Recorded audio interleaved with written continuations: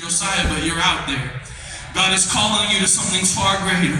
And I'm not saying you may have a great family, but what that family wants for you, it does not compare to what God wants for you, what God desires for you, and the path that God is laying before you. Understand that story echoes to us today because we have a choice. And I'm not just talking about natural fathers and spiritual fathers. That's on an individual level. So on an individual level, there's examples in your life. Follow after those good examples. Follow after godly examples. But now I want to speak to humanity. I'm not just speaking to you and your family and your last name and your natural father or the examples you choose to follow, but I'm speaking to humanity as a whole. Because for us, we all go the way of our father, which is Adam. Romans 5:12, it says, "Wherefore, as by one man sin entered the world, and death by sin.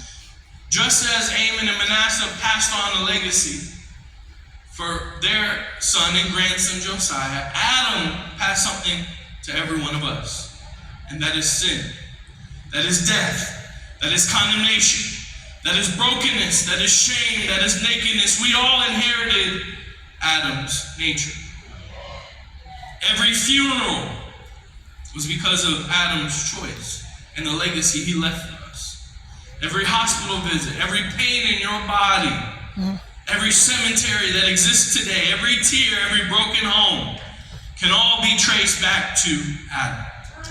We were born in Adam. We were born with that sin nature.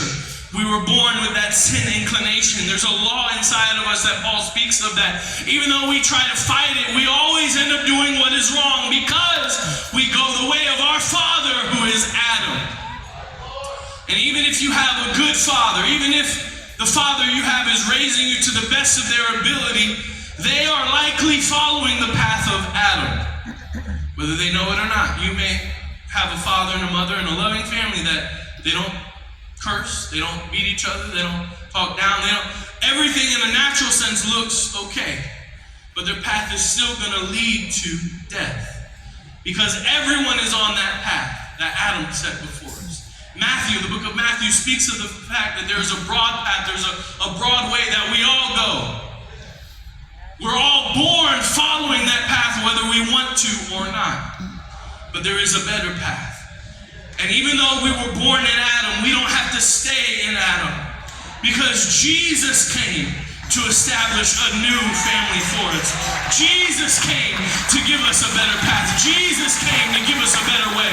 And it's not just a way that will help us in a natural sense, but it's a way that overcame sin. So I want you to look for natural father figures. I want you to have a better life for your family. I want you to look for individuals that you can emulate and follow after and pick up what you do. You pray this often, you fast this often, that's good and great. But above all else, God wants you to make heaven. And unless you leave the way of your father Adam and go the way of your father Jesus Christ, death will find you. Understand, I can leave and, it's interesting. My father, his name is Richard as well. I wasn't named after him, that's a whole other story. I was named after my uncle. We were born on the same day, different years obviously.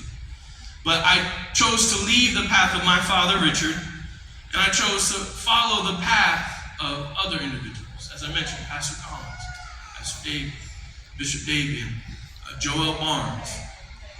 These were great men. But if they didn't know Christ,